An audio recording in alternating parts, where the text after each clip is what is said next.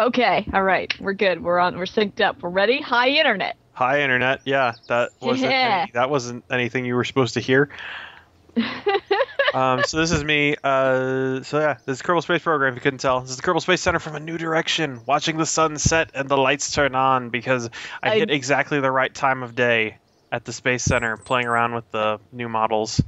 I noticed that the center was different than how we usually look at it coming in. Yeah, you can look at it from the other side. So, you remember that probe that we launched that we were going to send to Moho? The launch window finally came up.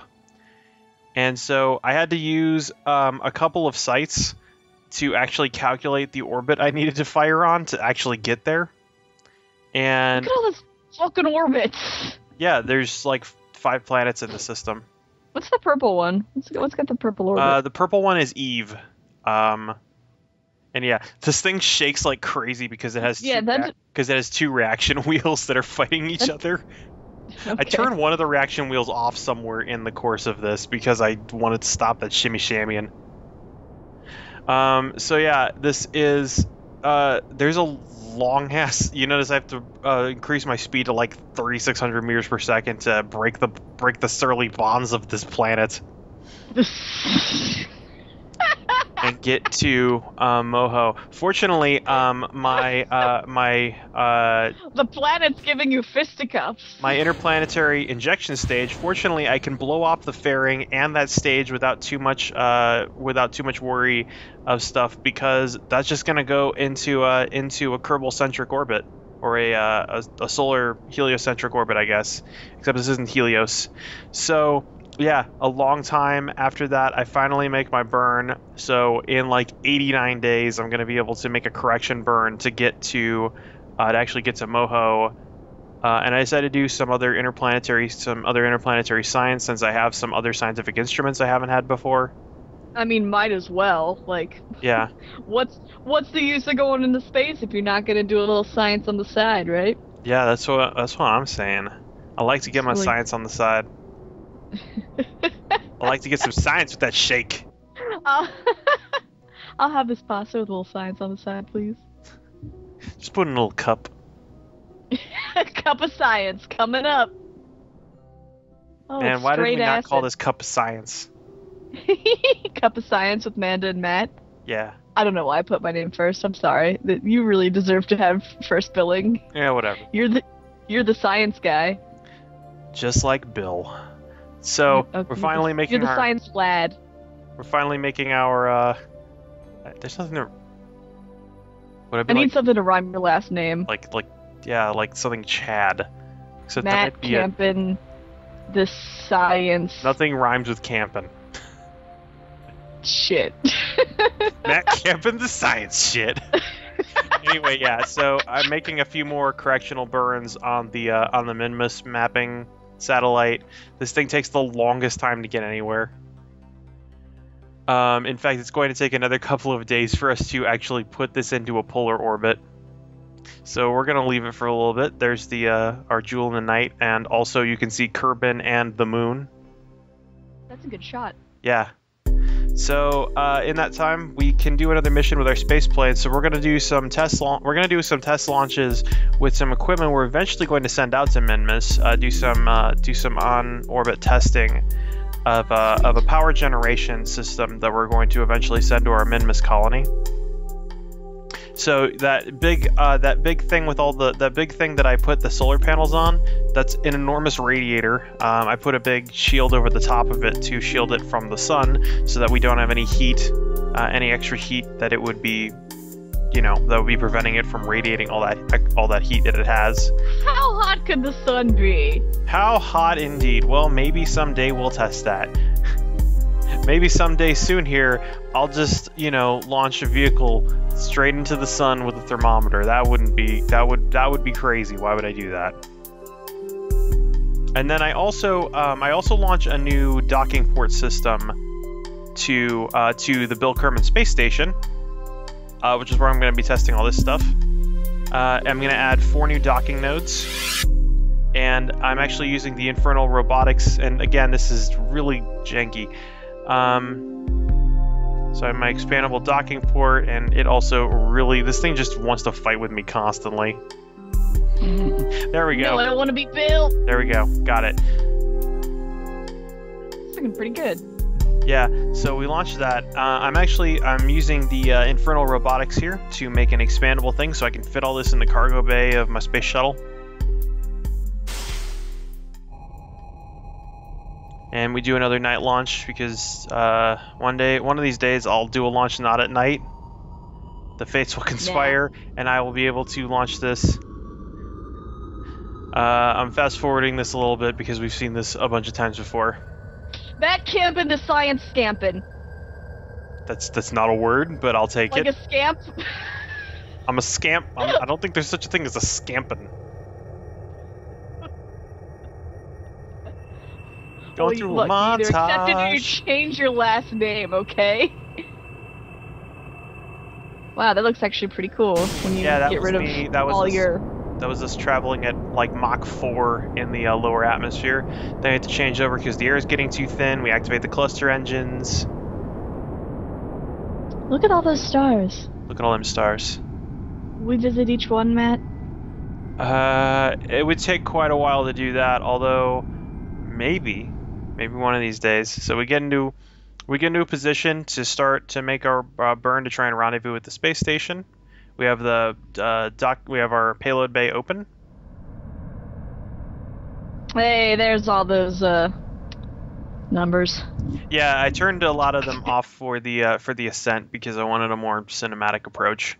So it looks very nice, though. So we start our rendezvous, and in the time that it's going to take to do our rendezvous, we're actually going to be able to make a correction burn on the satellite, because that rendezvous honestly takes 3 days to carry out.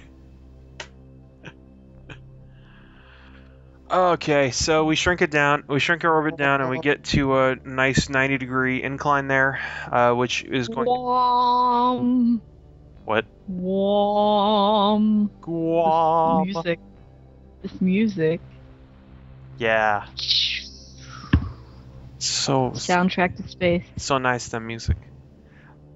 So we get our periapsis down nice and tight, and we'll get our apoapsis down eventually. Our space shuttle's coming in to the Bill Kerman Space Station, which, of course, as with all things, we end up doing our docking in the dark, but we end up passing back around to the light. Well, yeah, if you just turn the lights on, it gets awkward. God damn it. What? I said a perfectly innocent phrase. Yeah, sure you did. I sure did. Look me in the eye and say that. And now, I don't know why every time I undock, I think it's because this thing was a little too big for the shuttle, so some parts of it broke, and it really just wanted to shimmy around.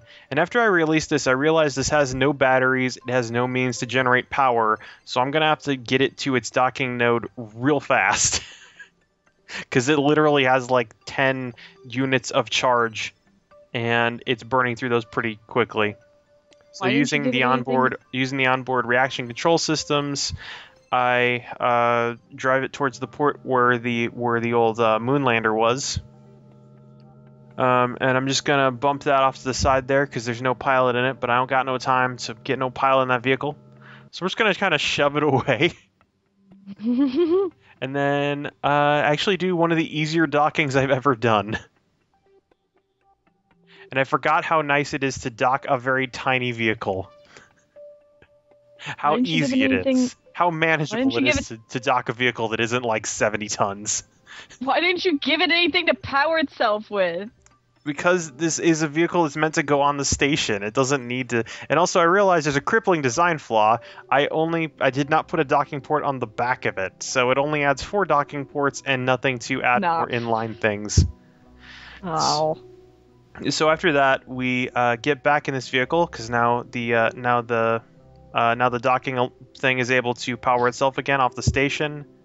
We jump inside and we get our Moonlander docked to the vehicle. Again, this is actually a fairly easy docking, much easier than our space plane or the space shuttle because, again, this isn't a 70-ton vehicle. Yeah, a lot easier than they have been. Yeah. So we end up kind of doing a weird lateral movement. Did you hear a whale there for a second? Yeah, the space whale song.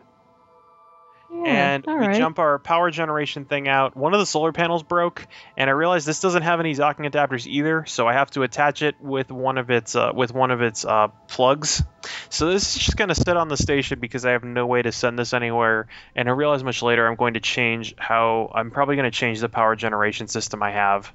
So this is just going to be a nice, huge extra solar panel for this station. Just looking at this thing. This part is actually called the Gigantor XL solar array. And this whole setup's looking a little convoluted. Hmm? This whole setup's looking a little convoluted. Yeah, well, it's mostly I'm building these things when I'm tired. So I also set up a whole bunch of struts because I want to make sure Never science when you're tired, kids. Yeah. And so I set up a whole bunch of struts because I want to maintain structural integrity on this thing that was designed to be compact. So we put struts on all that to give a little bit more structure to all this. And then we put our container back in the payload bay of our space shuttle as we prepare to head back home. That's how you get sentient monkeys. Because monkeys are usually inanimate objects. Wait, what? What? What? Okay. Say that again? I was finishing my previous statement about doing science when you're tired, and then I let you explain things. Oh, and then, never do science when you're tired, because then you'll get sentient monkeys. And I was like, wait, that's kind of a false statement, because, monkeys are very aware of who they are and their place in the world, so... Yeah. But then I just rolled with it. Because I've said dumber things on this playthrough. And there goes the space station as we make our reentry, as we make our descent burn. And I found a weird artifact here that if you time accelerate with the spotlight on a vehicle, it lights up literally the entire planet from space. I was gonna say, it looks like you have a fucking flashlight on the end of it. What are you doing? Yeah, that was really... I don't know what was happening there at all. So we begin our descent. Flight. We've dumped all the oxidizer, and we've balanced all the fuel in the tanks, and we're beginning our serpentine curves again to reduce our speed. Go, go, go, go, go, go. And all that good stuff. So good. You can taste it. You can taste the space. So close you can almost taste it. Release your inhibitions. Feel the weight on your skin. No one else can feel it for you. Only you can let it in. All right, I'm gonna let you finish it out. The rest is the rest is still written. You go. You know, it's not the first time that you've completely quoted that song, right? Huh? It's not the first time. It's not the first time. It's not the first time. It's almost as if you're staring at the blank page before you, looking out the dirty window. Yeah. Oh man, we're gonna have to pay for that song now. I don't have that much money. Because we sound so much like her if she were tied in a bag and beaten with a baseball bat. We're infringing on all the copyrights right now, guys. In a completely unrelated thing, except for space, the ISEE-3 project recently got into communication with a probe that was launched in 1978, and actually have reorganized it. This is a citizen scientists who have privately purchased a space probe from NASA and are actually using it. They actually have there is a transmitter they're using, and I'm going to butcher the name. I think it's in Eberchibo, which is in South America. It is the largest communication dish on the planet. So large, in fact, that the dish is actually the communication dish is actually a natural basin in the ground that they then installed reflective material in, and they don't move the dish, they move the transmitter. The dish is something like it's let me see. So what are they using it for? Like they'd use it for deep space communication. Just for funsies, like that's how they. Well, it's a radio telescope, and that's also how they communicate with a lot of deep space probes. Let's see. Are you talking about the citizen scientists? Yeah. Okay, so the diameter of that dish is 1,000 feet, and they're using that right now because it's out past like the orbit of the moon. But no, they're going to use it to. So here's a mapping satellite again. Finally, beginning mapping of Minmus. No, what they're going to do is they're going to continue its mission. NASA had a mission planned for this. The reason that they're actually even able to do anything with it is because NASA originally planned to start using the satellite again. In 2014, they actually put it on a course to fly by the moon, and then they were going to use the Oberth effect to throw that back into L2. And basically, it's going to sit at point L2, and it's going to collect data on the solar wind, which was its original mission. NASA actually sent it off in the 80s or the 90s to go and actually chase a comet and get information on the comet. Like that mission, that satellite that space probe has done a lot of things. Wow, huh? And it's still like pretty good and functioning. Yeah, and it's still functioning. Like... They honestly didn't know if it would be functioning or not when they got it. Hey, they don't make them like they used to, huh? Apparently, it has no onboard batteries, so when it goes behind the moon, as soon as it goes behind the moon and loses direct solar power to its panels. And so here's how long it's taken for us to get that Minmus thing in place. As soon as it started mapping, our Kerbin map satellite has mapped the entirety of Kerbin. Hey, there it is. Yeah, there's the entire map of Kerbin, 96.6% complete. The river. And you can see, and we've also taken a complete map of the moon. Which is good because that leaves us. We can actually find a place that we want to put our lunar base down. Oh, we're doing it, Matt. You're doing it, and I'm here for the ride. But we're gonna colonize some planets. We're gonna colonize some planets. If you notice on that map, there's a spot that has like 4 anomalies next to it. That we're actually going to, again, we're still mapping Minmus, to figure out where we're going to send our second base to Minmus to replace the first one, which is in the weird cloudy place that I don't want to be in anymore. I'm very uncomfortable here. Oh yeah, and asteroid station's finally coming in on its approach vector. We're going to start aerobraking this asteroid. Like, there's so much just happening in like the past 3 minutes. I know. It's because all this shit that was taking like 20 days to accomplish all lined up at once. So we're folding in all of our solar panels, all of our mapping instruments, because we don't want those to tear off in the wind that we're going to hit at about 50 kilometers up. I think it's actually going to hit about 45 kilometers at the lowest. And you notice our apoapsis is shrinking very, very quickly. Our time to apoapsis is decreasing. I think we end up breaking the 1 day mark here. On just our first pass. This thing's actually going to make a whole bunch of passes before we boost its orbit up again, because we want it to be in a fairly low orbit around Kerbin, so that we can send a space plane to it to take all the samples and send them back to the planet. This will also be a secondary space station for anything that needs to go into polar orbit and launch off of a polar orbit for whatever reason. I don't think we're going to have too many of those, but it's helpful. So we get out of the atmosphere and we set up our solar panels again, and we're going to do an EVA. We're going to send Camping Kerman out this time to go and go for it. Go a little freedom fighter. He's going to go out and he's going to take this container that has this communicator and some solar panels, and we're going to build a little relay station on this asteroid just in case we have to get rid of asteroid station. This will keep relaying where the asteroid is back to the planet. You know that there's actually we were talking about orbital debris and all that, and and stuff like that. I just actually recently watched that episode where we talk about that. Yeah, there's actually Lockheed Martin actually recently secured a contract to rebuild something called Space Fence, which is something by the Air Force that was created by the Air Force back in the late 60s that was designed to track orbital debris. It ran from 1966 until 2013.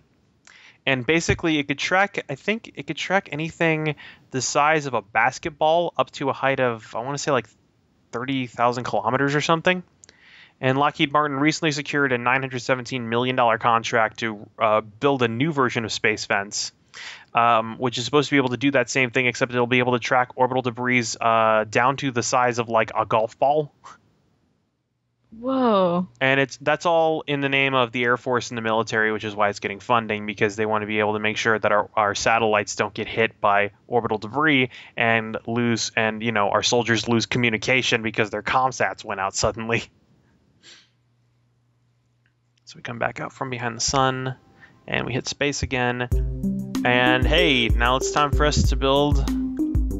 So we're going to build a rover. We take an airplane cockpit and we put a crew tank on it and use a cargo bay to hold all of our vital stuff. We also put our science lab on the back because we're going to attach some science instruments that need to be refreshed. We attach a thermometer, an air pressure sensor, and an accelerometer. And that accelerometer we can actually do a whole bunch of different science with to measure seismic data. We stuff this thing full of batteries because it needs to be able to maintain power through a Munar night. So, I have a question. Shoot.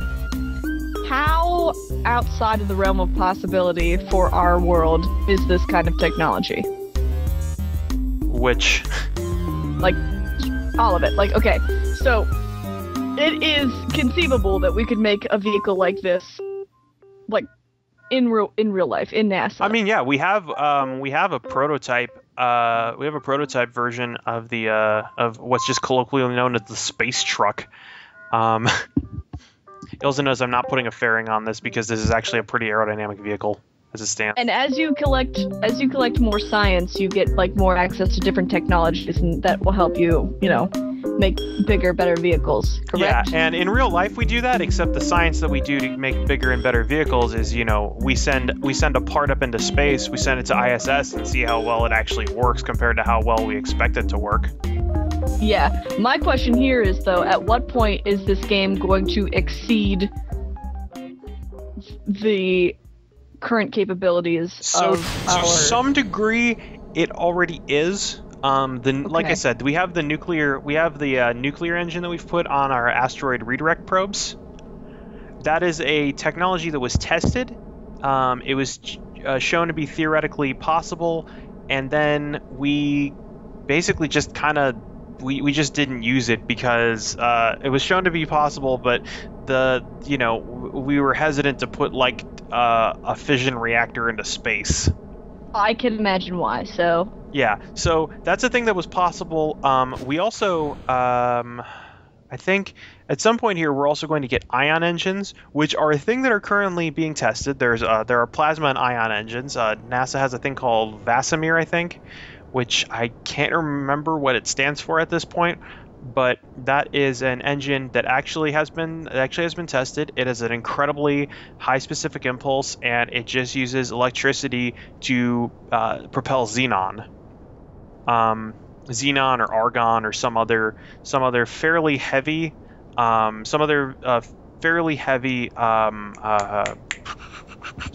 gas. Element gas. No, it's noble gases specifically. It has to be. Because you want something that wants to be neutral, and so so ionization. Basically, the way that the ion engines work is that they create a negative. They attract the gas that's inside on one side, and then once they pass through, they flip the polarity and they accelerate it at the other side, which is completely different than how a chemical rocket works, but it still creates thrust all the same. It's just throwing stuff out the back. Mm-hmm. And this doesn't make anything particularly hot, and the gas is not particularly light. So, I can't remember why the specific impulse on them is so high. I think it's because just the, I honestly can't remember in real life why the specific impulse is so high. I'll probably add some annotations saying why this is such an efficient engine. You'll like shoot up in the middle of the night in a cold sweat, like, why couldn't I think of it then? Science!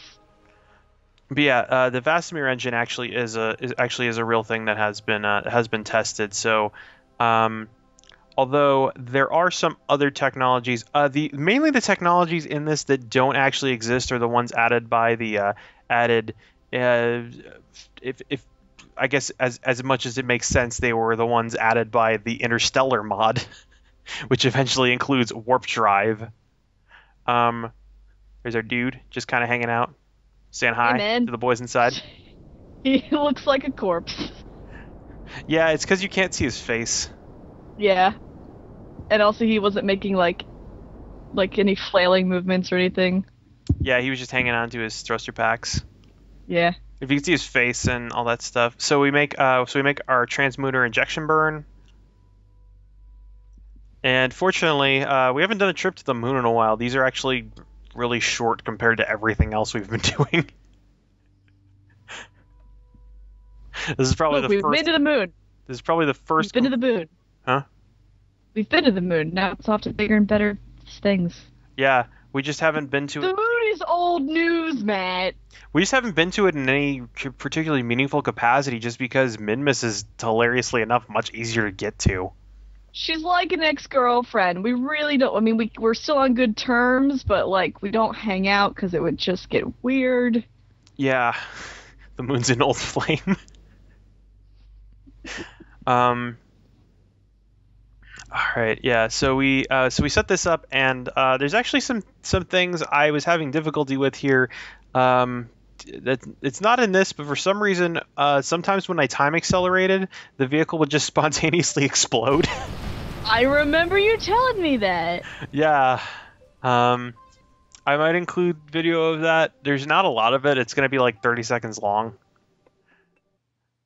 I'm sure like just placed it in here somewhere. I'll just put an annotation at the back. So I have a whole bunch of extra fuel because you notice I have some jets there because I was going to try some VTOL stuff, and I actually tested that on the launch pad. But in practice, it didn't end up working out so well because as the center of mass changes, all the VTOL engines, the center of thrust becomes Oh yeah, so I managed to. I realized I can take magnetospheric data since I'm in a high solar orbit. So I take that and I send that back to our labs, and that gives us 120 extra science, which actually means we can unlock some new technology. Science books.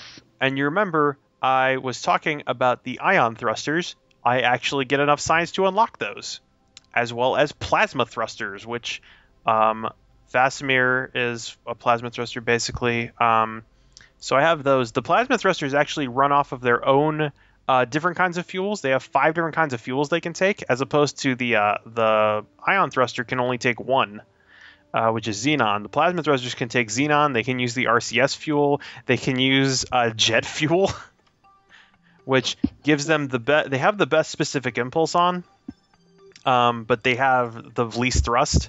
And they can also take lithium, which is actually a pretty good balance. And you can put a whole shit ton of lithium on them. Put a whole shit ton of lithium on them, you know what I'm saying? Just chug it full of lithium. Just more lithium than a manic depressive. There it is. That's what I was thinking you were gonna say. This isn't gonna go to air. So you notice I'm trying to set my periaps over between all the anomaly points there.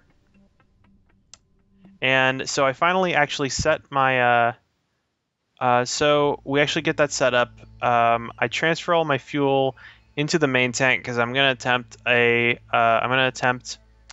VTOL maneuver, and then I realized that the center of mass has shifted too much and I can't do it anymore. So I just go back to the other engine. I dump all my fuel back into that because it's actually a more efficient engine. And we're going to make kind of a weird landing approach, but I put down the landing legs, which I have in addition to the landing gear.